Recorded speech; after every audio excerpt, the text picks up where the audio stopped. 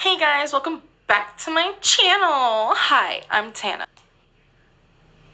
Well, that's just not fucking right. Today I'm going to be doing a little bit of a story time about the time that my friend rescued me from a crack house. Crack house being my halfway house after I got out of rehab.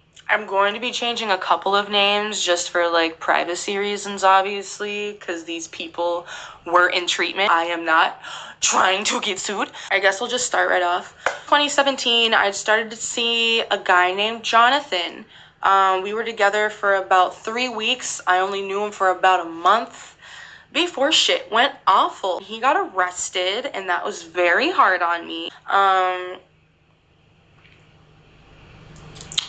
I just realized I'm chewing gum. My fucking bad. Jonathan at the time, like, we'd only been together a month before he went to jail, and within 2 months, my ass was done. Not with him, just done being able to handle it. Christmas Day of 2017, I told my mom, I need to go to psych because the bitch ain't feeling it no more. Mom was like, okay, bet.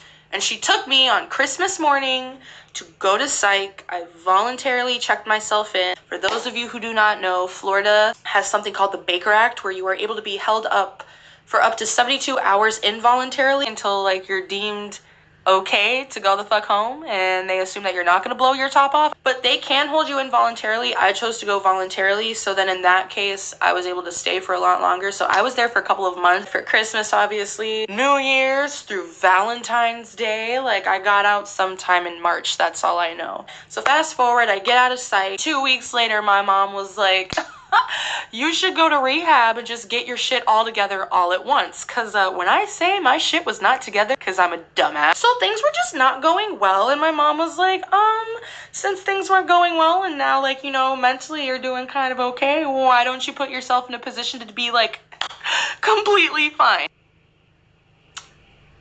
I guess. So I went. Gonna make me go to rehab. I said, okay. Alright, sure. Why not? Send fucking help. I agreed to go. Mind you, I don't give much of a fuck about what's going on. All I really care at this point in time of my life is the fact that my boyfriend slash fiance is in jail. I'm in between psych and now going into rehab. We were very dependent on each other, obviously. We would talk on the phone every day, all day, which is not cheap. I was doing crazy shit, like singing for tips again down on South Beach with my guitar to be able to put fucking even $10 on the phone to be able to say good morning and good night to this man. So my mom's just sort of like, if I can get this bitch to go, I'm gonna get this bitch to go. I told my mom, I will only fucking go if I can get a phone call every day. My mom found a fucking rehab that was willing to comply with my demand of speaking to this completely toxic human being.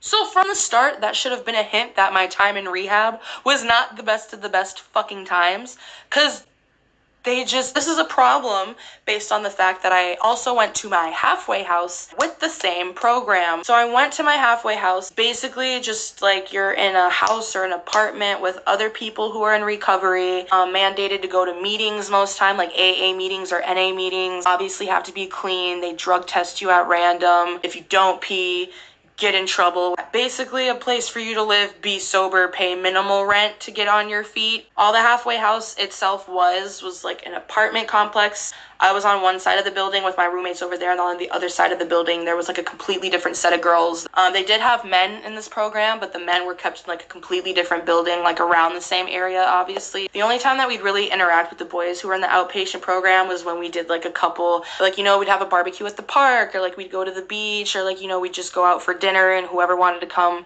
came. There wasn't too much to it. I had to go, be sober, go to work, pay my rent, fucking do my chores around the house. Seems simple enough, yes? Well, I quickly realized it was not. The guy who ran the entire program, I honest to God forget his name. We're gonna call him Dick, because that's what he was. Dick was in charge of like making sure everybody was paying rent. Everybody within the houses were doing what they were supposed to do, aka not drugs, nothing really else. That's basically all he did, like keeping up, like documenting, because we were mandated to go to, I think it was 4, it was 3, 4, or 5. We were mandated to go to a certain number of like AA or NA meetings a week. So if you did not go to those number of meetings, you were going to get written up, and after a certain amount of write-ups, like you're done, you're out, no questions asked, like you pay your rent, you get your shit, and you're gone. Bye. Basically he just kept up with things like that for us in the house, and he reported back to like the actual facility, completely separate building, and that was about it. Aside from him, we did have what we called like house leaders, a girl in our case, because we're women with vaginas. Basically, they'd pick a girl within the house to make sure that all the other girls in the house were doing okay, not doing like ecstasy off of a stripper's booty cheeks in the bathroom. I don't fucking know. They were there to like mandate and make sure everyone was not burning the house down. I only really had 2 roommates for most of my stay while I was there. There were 3 bedrooms. Usually like the house leader, like they'll get 1 bedroom to themselves, and then everybody else kind of just like either has their own room or is roomed with somebody else. Because I was new, their policy was that I could not be by myself, even though there was an empty fucking room that was just screaming my name so I could beat my meat whenever the fuck I wanted. But yeah, I forgot what the fuck I was even talking about. Oh my god. I had to be with somebody, just in case, like, I tried to hurt myself. Understandable for some people. Another rule that they had was we had to be out of the house. I think it was between, like, the hours of, like, 8 and 3, or, like, 8 and 4 or something, looking for a job when we first got there. The first week I had a job. I got a job at Bubba Gump's as a host. Start timing as the shrimp mascot. It is really important because I become a shrimp. You know, out in the boiling heat, dressed as an ugly ass shrimp, but that's fine. Go to work, pay rent, come back, and not be high. Like, that's it. Those are the expectations. Everything started off fine. I had my job. Not exactly making bank, but making enough on food stamps. I had it crackhead made. I was fine. Problems started arising when I quickly began to realize that because of the age gap between me and most of my other housemates, I was freshly 18. I had just turned 18 that September before Christmas when I went to psych and all of this started happening. What's funny is most of the people that were in my rehab program, they were all 18 with the exception of 2 people, literally. But at my halfway, everybody was older than me. Like, the youngest person there was me. Everybody else was usually like in their late 20s or in their early 30s. So it's like, there's levels to being a crackhead. Like, I was bad in my crackhead stage, but I wasn't like bad. So that means that I still run my mouth on things that you probably shouldn't run your mouth on, because I'm a dumb 18-year-old who just wants to make friends. So I remember specifically one night we were having one of our family get-togethers, and they were having a dinner, invited everybody who wanted to come. I broke ass who wasn't eating every morning or at work or basically at all, and lost 30 pounds during this whole month-and-a-half stay at this halfway. I show up knowing I'm not going to eat anything, basically just there to hang out and try to find somebody that'll fucking like me. I show up, people are eating, everything's fine. I don't remember what happens in the conversation. I just end up making the worst joke. What happened was I make fucked up jokes all the time with no fucking regrets, because that's just me. People were asking me why I wasn't eating anything, and I said, oh, I'm too fucking poor. I didn't have time to go suck any dick before I came here to make a little extra money, so I'm just stuck here starving. I could smell the awkwardness along with the chicken parmesan that somebody else at the table had the pleasure of ordering. Me and my anxious ass just kind of laugh nervously. And shut the fuck up. The stares and the disbelief. The only reason I felt bad was because of what my head, like the head house guy, would end up telling me. Dick says to me, I know you were joking, and you know, to me it was funny, which is the first hint that it wasn't actually funny, and you do deserve to be fully fucking embarrassed. But, you know, you're in a situation where some of the girls here have actually done that stuff. Off rip in my head, I'm just sort of like, well, I don't give a fuck. Thanks. But I couldn't say that. So I was just sort of like, yeah, I didn't realize, I'm sorry. I'm not a disrespectful person. In my brain, I'm the most savage person there is, and I have full capability of saying those things, but I have no reason to be a dick to this man. I was in the wrong, and I feel like a jackass. Like, sorry about it, like, I'll watch out better next time. From there, it honestly just seemed like everything started getting worse. And as things are getting worse, I'm telling this all to my best friend, Toria. Fucking inspired is your food, you dumb fat bitch with your fucking long ass hair and stank ass pussy ain't getting no dick in your 30-year-old lifetime having ass. She's been my friend at that point for a good 7 years. Like, now we're going on about 9 years of being friends. At this time, she also was not doing well. When I told her I was going to psych, she immediately wanted to go to psych with me because we were both just in awful places with awful men and doing awful drugs. We've always had this relationship like where even if one of us is going through it and the other's not, we'll look out for them, and even if we're both going through it, we're still gonna look out for the other person. So that's what we did.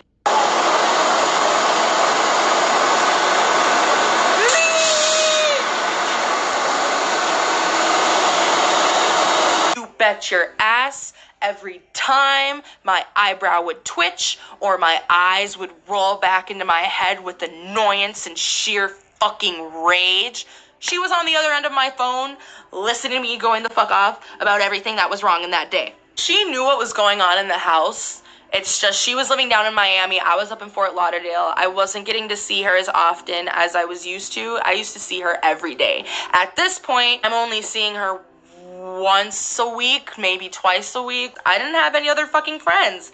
And I wasn't making any other friends, especially not at this fucking halfway house. When I say that things started to go bad around the house, it was mainly due to chores.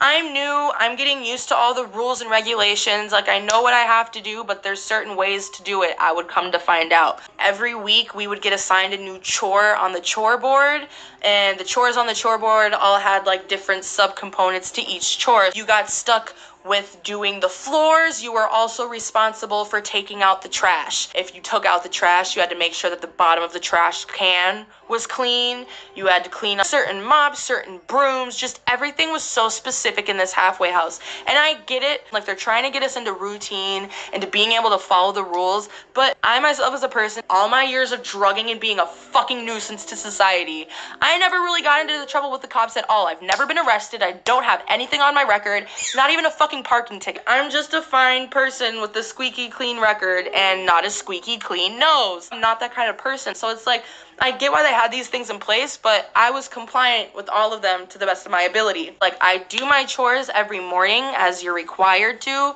and you have to check it off, and then the house leader comes behind you. Every day there was something I didn't do for my chores, and they just assumed I was doing it on purpose. They're used to dealing with the rest of us crackheads who don't give a fuck and will say, yeah, I did my chores, and just leave to go to the fucking strip club or something. I don't fucking know. But they were basically assuming that I was doing this on purpose, and it wasn't on purpose. It's because I'm new. I'm going through a relationship where I'm being told to kill myself every day by the person that I'm even here for in the first place, because I didn't go to treatment for myself as much as I should have. I went for this kid because he's telling me I'm fucked up and I need to do something about it, as he sits in his jail cell for trying to beat up an old man that he found on Craigslist. He snapped on him, went to jail as his sugar daddy, but we can't talk about that. Anyway, so it just seems like people in the house are getting more and more frustrated with me. I'm already in a bad spot because my fiance is frustrated with me every day to the point of telling me these horrible, horrible things. So things just aren't working is what I'm trying to say. I remember one specific night, they informed me that because I wasn't doing my chores on purpose, so in that case, your curfew is now being cut from 10 o'clock to 8 o'clock. It wasn't bad enough that they're accusing me of being a piece of shit on purpose, to be home at 8 o'clock where I would be written up, and can't do that. So that impacted a lot as well, because as I said, everybody I know is in Miami. Nobody up near me in Fort Lauderdale. Nothing to do besides go to work, come home, starve, and cry, repeat. What the fuck? So I can't even go to see my family at this point. I sure as fuck can't go and see Toria. It was just like a very isolated, depressing time. Halfway for me, it was me crying in the bathroom, either because of something that my ex was saying to me on the phone, stressed from not being able to go do a line off of a stripper's ass, because at that point, that's what I was used to, along with the fact of everybody in my living situation seems to hate me. It ended up getting to the point where I was telling Toria I wanted to leave. I was telling my parents I wanted to leave. What specifically pushed me over the edge was, mind you, I said that we had random drug tests. So one night we have a random drug test. I was coming home from work. I had just peed. So the rule for that is, because they take that into account, is you have 1 hour from the time that they announce that they want you to do your piss test and drop to drop. If you don't drop within the hour, then you're written up, and it's not even a write-up like, oh, you get one more write-up. No, you are written up and you are kicked out of the program for not pissing in that goddamn cup, because they assume that you did some crack before you came in that night, and you're trying to wait for it to get out of your system. Obviously, I was sober. I was stressing out my stress like everybody else on the planet, hating every second of it. And then on top of it, I get home that night from a long day at work. Mind you, that day at work, my ex called me and was telling me that I wasn't actually at work. I was out cheating on him and being a whore. It was just not a good day for this to happen. And then I get home, I can't pee right away. Everyone already hates me not doing the dishes properly on purpose, so they think I'm not peeing on purpose. There's nothing that made me more upset than somebody like being able to look at me. This bitch is doing drugs. She's a fucked up person. Literally, the reason, and what ended up being funny was, because mind you, I'm chugging water like a fucking psychopath. At this point, Dick is in the house, like, waiting for me to pee, and it's this whole extravaganza, and people are giving me shit the whole time, and it's just stressful. Everybody wants me to pee, and I've never had the urine in my urinary tract hold such a high amount of stress in my entire fucking life. But I ended up peeing at some point a tiny bit, but then the house leader said that's not enough pee. And I'm like, I don't know what to tell you. So then for the rest of the hour, I'm sitting here chugging and chugging and chugging, trying to come up with enough piss to make these people satisfied. Dick turns to her and says, well, did she pee at all? And she's like, yeah, a little, but it wasn't even to... And he looks at her, you dumb bitch. He's like, it's fine. What did the test say? At this point, it was a whole half an hour after I had peed, and it's already in the cup, so the results are in, and I was clean, as I fucking knew. No apology by all means, of course, for, hey, sorry I accused you of being a crackhead again. Just sort of like, okay, good night, and like, they just left. As I said, they did not give a fuck about anything going on besides you paying your rent, going to work, and not being on fucking drugs. That was it. And it's sad to say, because as a halfway, you'd expect, like, okay, this person just got done with treatment. Now they're finishing out their treatment and trying to, like, fully fucking immerse themselves into the fucking throes of life again without these problems. Instead of trying to be there for a person, you're sitting here just making things harder for them and harder than they have to be based on your own fucking premonitions of I'm an asshole when it was never intentional and not even the fucking case. I just told Tori, I'm like, dude, I'm done. At that point, she had been offering for me to come stay with her. I would love to sit here and tell you that this was all a great idea and it was bound to be successful. The same way I was telling, you know, my family and the outpatient directors and my therapist and counselors back at the rehab facility. That was not the case. Toria was still drinking heavily and still on drugs. She had her own set of problems. She was in her own fucked up relationship and her own fucked up time in her life. Me being me and being the best friend, I didn't care about that. I just wanted to get the fuck out of this shithole. So as I said, I'm lying to my family. I'm saying, like, no, it would be fine. My family does not want to hear that I'm leaving halfway because they just spent all this effort and all this time and insurance money and everything to make sure that I come out fucking squeaky clean sober. And I could not do it. And no matter what I said and how much I tried to explain that this setting I was in was going to be the cause of me going back to hard drugs, it just didn't seem to matter. Toria, bless her heart. She saved me, whoa, saved me, whoa. Saved my ass. And I remember the exact day her and her mom came to pick me up in their convertible that wasn't theirs with hardly any gas in the tank by the time they got there. Because it's like an hour and a half drive with fucking traffic. And they made the drive, picked me up, didn't tell my family what was happening. I had vaguely mentioned that Dick and the rest of the house could go fuck themselves. And so nobody really knew I was leaving besides me and Toria and the head guy of the thing. Around this time, when he realized I was actually leaving, everything in my room was packed. He informed my parents. Around the time that Toria and her mother arrived, my parents were also blowing up my phone, screaming at me not to get in the car. Rightfully so. Did I listen? course not. I fucking left. It was just such a sweet moment though, because I knew from the point of view of everyone who had been shitting on me for the last month and a half, I had it made. They were stuck in that shitty ass place with a curfew, having to fucking stay sober like their life depended on it. Me, I was driving off in a fucking convertible with my best friend and her mom, sunshades on, socks and purse in the back seat, no obligations. And it was so fucking nice. Everything kind of turned into a shit show within the next couple of months. But at the same time, I did not pick up hard drugs like everyone was telling me I was going to. I picked up drinking again because something was bound to go wrong. But like, I wasn't out here any level of as crazy as I was before I went into psych and rehab. So I was proud of myself. And Toria really set me up in a position to even be able to fucking prove that that was possible. Because up until that point, I had the total mentality that there was no way in fucking hell I could ever be sober again. And I proved to myself, my family, and her that I could.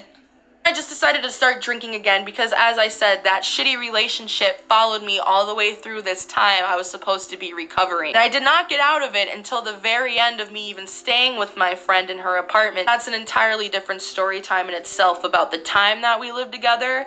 But I just look back on her coming to pick me up from this shithole, like the fun road trip back, us stopping at gas stations and getting taquitos and just eating and talking shit about these people, jamming to music. And it was honestly one of the happiest times in my life and one of like the happiest, warmest feeling memories of our friendship in like the near 10 years that I've known this person, because she was there for me and helped me get out of a situation that wasn't exactly good for me, even though it was meant for like to help me recover. It just really meant a lot, and I'm so fucking thankful for it. But you know, this wasn't necessarily one of my most dramatic and funny story times, but let me know down in the comments what you think I should talk about next, whether it's like the time I lived with her, my time in rehab, my time in psych. I got so many fucking stories, I don't even know where to begin. I'm gonna try to upload like once a week, maybe even twice a week, depending on the story, I don't know. But let me know down in the comments what you want to hear from me, and I'll try to get to it as soon as possible. Yeah, I'm Tana Mojo. No, the fuck I'm not. Have a good rest of your day, night, whatever the fuck you're doing. Bye.